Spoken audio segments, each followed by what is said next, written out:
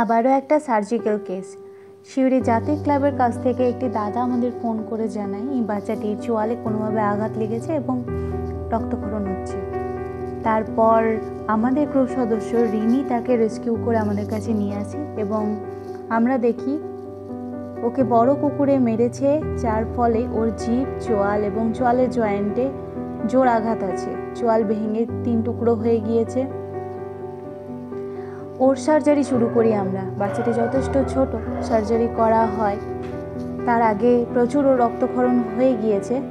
সার্জারির পর বর্তমানে বাচ্চাটি কন্ডিশন আগের থেকে অনেকটাই ভালো, তবে সুস্থ হতে এখন সময় অনেকটাই লাগবে।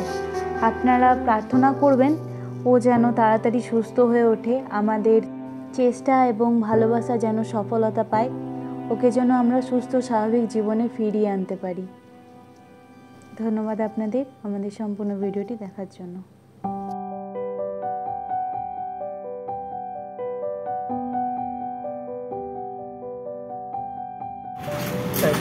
বদমাস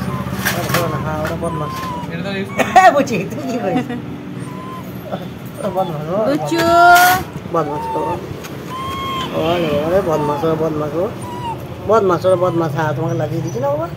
হ্যাঁ ঠিক আছে ঠিক আছে ঠিক আছে, এইভাবে ধরলে